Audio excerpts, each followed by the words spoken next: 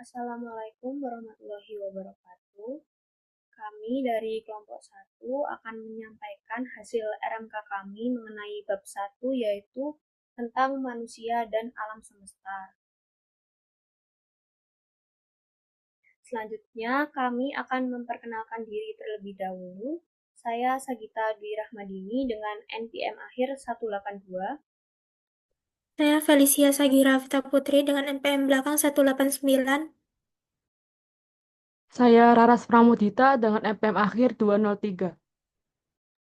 Saya Raisa Ismadani dengan NPM akhir 210. Saya Muhammad Agung Budianto dengan NPM akhir 130. Saya Ahmad Afan Restawan dengan NPM 3 terakhir 292. Saya Seni Mutiara dengan MPM akhir 258.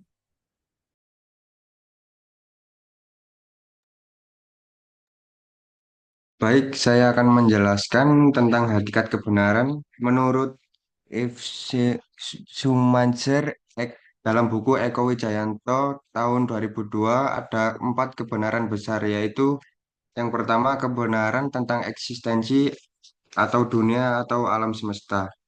Kebenaran tentang eksistensi menyangkut kebenaran yang tentang adanya 4 tingkat eksistensi dunia yaitu benda, tumbuh-tumbuhan, hewan, dan manusia. Yang kedua, kebenaran tentang alat yang dipakai untuk memahami dunia. Kebenaran tentang alat maksudnya adalah ketepatan penggunaan alat yang dipakai untuk memahami keempat tingkat eksistensi tersebut. Yang ketiga, kebenaran tentang cara belajar tentang dunia. Kebenaran tentang cara belajar yang menyangkut dunia akan berbeda untuk 4 bidang pengetahuan. Yang pertama, saya batin, saya lahirlah. Yang ketiga, dunia batin. Dan yang keempat, dunia lahirlah atau material. Yang keempat, yang dimaksud dengan hidup di dunia yang dalam kebenaran tentang hidup dunia dijumpai dua corak masalah. Masalah yang pertama yaitu konvergen atau bertitik temu, yaitu sesuatu yang dipecahkan secara menyeluruh.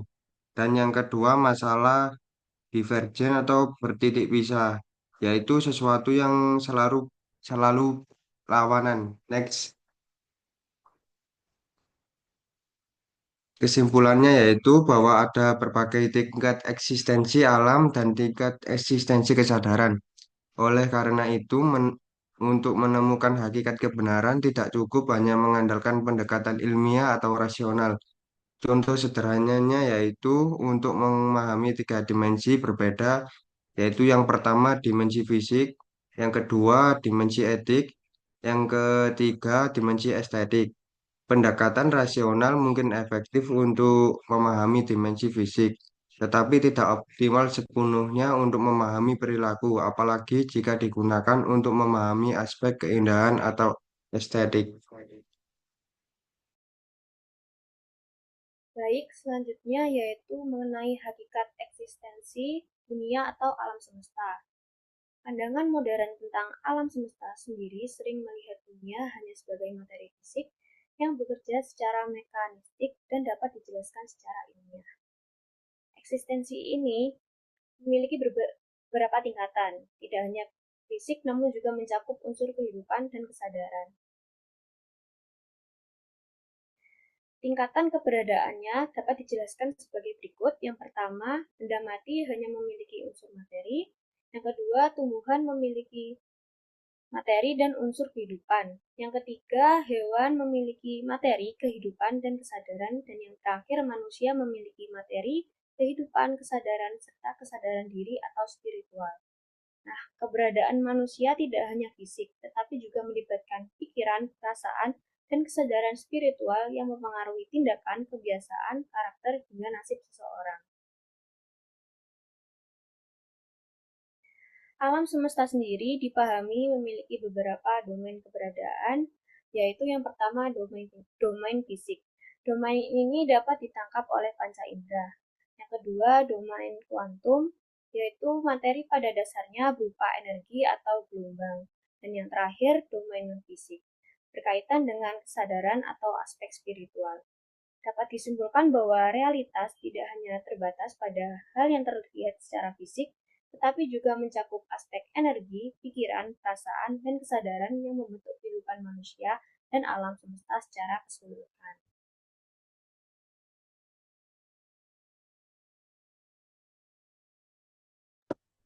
Selanjutnya, saya akan menjelaskan tentang hakikat manusia. Hakikat manusia menurut Karl Marx dalam Stevenson dan Habermas 2001 mengatakan bahwa hakikat real manusia adalah keseluruhan hubungan sosial dengan menolak adanya Tuhan dan menganggap bahwa setiap pribadi adalah produk dari tahapan ekonomis tertentu dari masyarakat tempat manusia hidup. Nah, hakikat manusia dari MC David dan Harari, Jalaluddin Rahmat 2001 mengelompokkan 4 teori psikologi, yaitu yang pertama ada psikoanalisis, yaitu menuliskan manusia sebagai makhluk yang digerakkan oleh keinginan yang terpendam. Terus yang kedua ada behaviorisme, yaitu menganggap manusia sebagai makhluk yang digerakkan semuanya oleh lingkungan dan menyebut bahwa manusia itu sebagai manusia mesin karena perilaku manusia sepenuhnya ditentukan atau dibentuk oleh lingkungan. Terus yang ketiga ada kognitif, yaitu menganggap manusia sebagai makhluk berpikir yang aktif, mengorganisasikan dan mengolah sistem yang diterimanya. Terus yang keempat ada humanisme, yaitu melukiskan manusia sebagai pelaku aktif dalam merumuskan strategi transaksional. Terus selanjutnya ada lapisan-lapisan energi yang melekat pada tubuh manusia menurut Steiner 1999, yaitu yang pertama ada badan fisik, yaitu manusia itu mempunyai lapisan fisik atau materi yang sama dengan semua badan atau tumbuh-tumbuhan dan binatang. Terus yang kedua ada badan eterik, yaitu merupakan lapisan atau unsur hidup yang memungkinkan sesuatu untuk mengalami siklus hidup, tumbuh, matang, dan berkembang. Terus yang ketiga ada badan astral, yaitu merupakan lapisan yang memungkinkan sesuatu untuk memiliki nafsu atau keinginan serta merasakan senang dan sakit. Terus yang keempat ada badan ego, yaitu memungkinkan tubuhnya kesadaran aku dan di luar aku.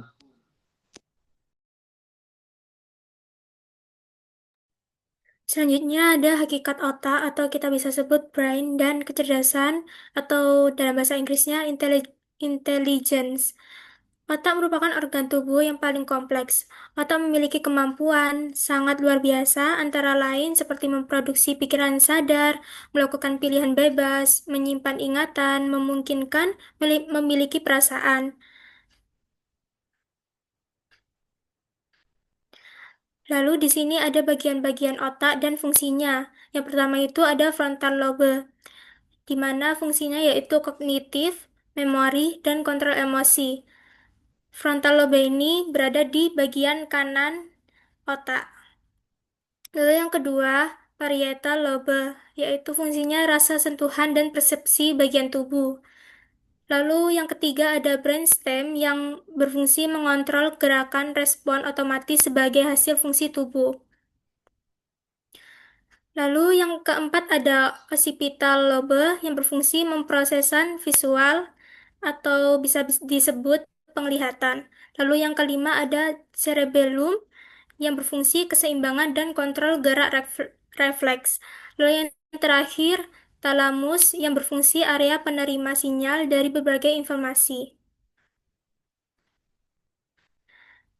Lalu menurut Zohar dan Marshall 2002 melihat fungsi otak dari 3 cara berpikir atau 3 ragam kecerdasan, yaitu proses berpikir, seri atau bisa disebut IQ, berpikir asosiatif atau bisa disebut AQ, dan berpikir menyatukan atau bisa disebut SQ.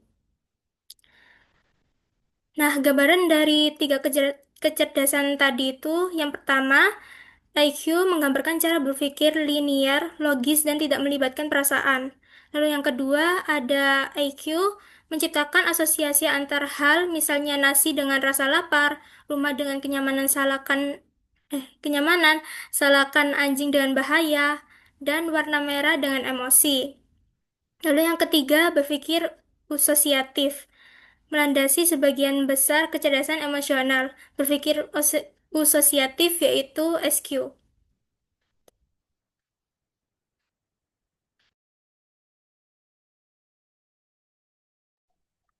Selanjutnya di sini ada hakikat pikiran, mind, dan kesadaran, consciousness.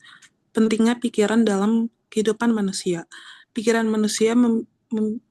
memiliki peran penting dalam kehidupan manusia karena menjadi dasar martabat perilaku dan pengambilan keputusan.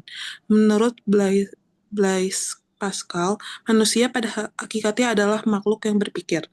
Hal ini sejalan dengan gagasan René Descartes, yaitu saya berpikir karena itu saya ada.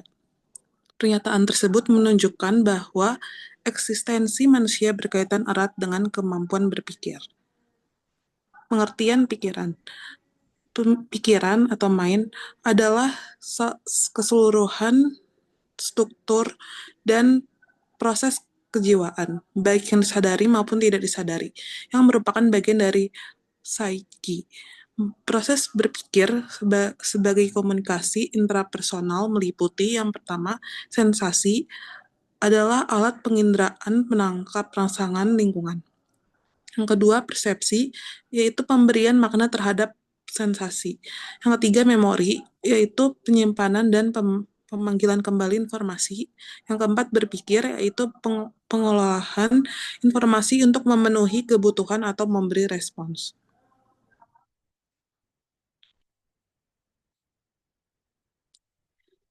Pikiran sebagai pengendalian diri.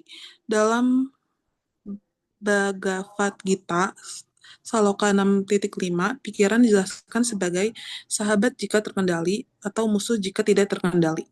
Ketenangan pikiran membantu manusia mencapai kesadaran yang lebih tinggi. Pikiran menentukan berbagai aspek manusia, seperti sikap dan watak, emosi, kesehatan, sistem kehidupan, perkembangan spiritual. Dengan kata lain, manusia adalah hasil dari pikirannya sendiri. Tingkat kesadaran. Menurut Sigmund Freud, kesadaran manusia terdiri dari itu sadar, conscious, prasadar, preconscious, dan tidak sadar, unconscious. Lapisan sadar berdekatan dengan pengalaman langsung, sedangkan lapisan tidak sadar menyimpan dorongan insting dan emosi yang tertekan. Kesadaran manusia dapat dibagi menjadi 5 lapisan, yaitu kesadaran fisik, kesadaran psikis, kesadaran pikiran, kesadaran inteligensia atau hati nurani, yang kelima adalah kesadaran murni atau transcendental.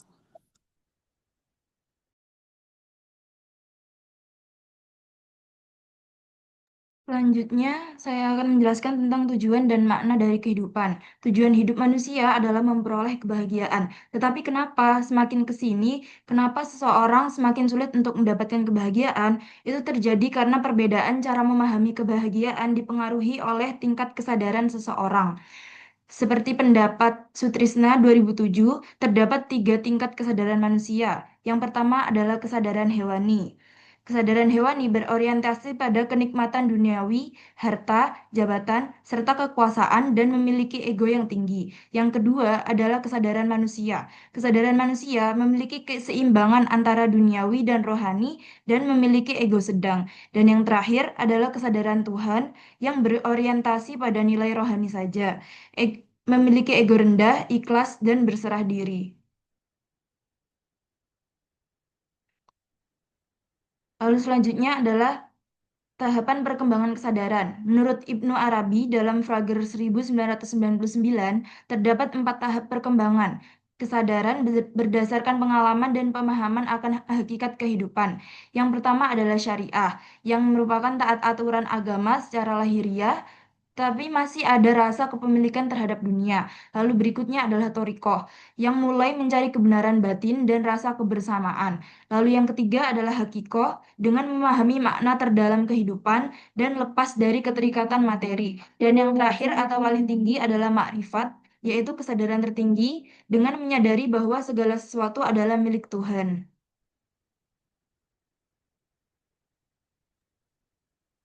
Selanjutnya ada alam semesta sebagai satu kesatuan.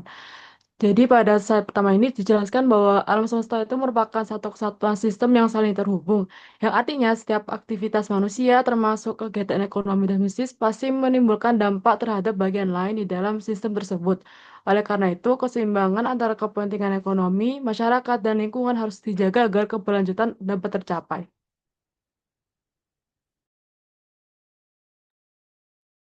Selanjutnya ada ciri-ciri sistem yang menyatu dalam etika bisnis. Dalam kegiatan bisnis, sistem yang menyatu terlihat dari adanya hubungan antara perusahaan dengan karyawan, konsumen, pemerintah, masyarakat, dan lingkungan. Perusahaan tidak bisa berjalan sendiri karena membutuhkan dukungan dari pihak-pihak tersebut. Oleh karena itu, perusahaan tidak hanya berorientasi pada keuntungan, tetapi dia juga harus mematuhi hukum, bertindak adil, serta menjalankan tanggung jawab sosial dan lingkungan.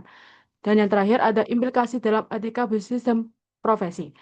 Jadi dari implikasi dari konsep ini adalah perusahaan harus menjalankan praktik bisnis yang bertanggung jawab seperti memberikan upah yang layak, menyediakan produk yang aman, membayar pajak sesuai ketentuan, dan mengelola limbah dengan benar. Dalam profesi, hal ini diwujudkan melalui sikap jujur, objektif, dan bertanggung jawab. Karena perilaku yang etis akan membangun kepercayaan masyarakat. Yang terakhir ada spiritualitas dan etika. Banyak pakar etika yang masih membedakan antara etika dengan spiritualitas, padahal keduanya mempunyai hubungan yang sangat erat dan tidak dapat dipilih. Menurut mereka, etika mengatur hubungan manusia secara horizontal, sedangkan spiritualitas mengatur hubungan vertikal manusia dengan Tuhan atau kekuatan tertinggi. Pemahaman tentang etika yang terpisah dari spiritualitas ini sangat keliru. Dengan pemisahan pemahaman seperti ini, bisa saja seseorang yang telah mempelajari teori-teori etika dan telah berkali-kali mengikuti pelatihan kode etik, tetapi belum menjamin bahwa perilakunya bersifat etis. Selamanya kecerdasan spiritual seperti SQ masih rendah. Sebaliknya, orang yang mempunyai SQ tinggi sudah pasti mempunyai perilaku etis yang tinggi pula. Demikian penyampaian RMK bab 1 dari kelompok kami. Kurang lebihnya mohon maaf. Wassalamualaikum warahmatullahi wabarakatuh.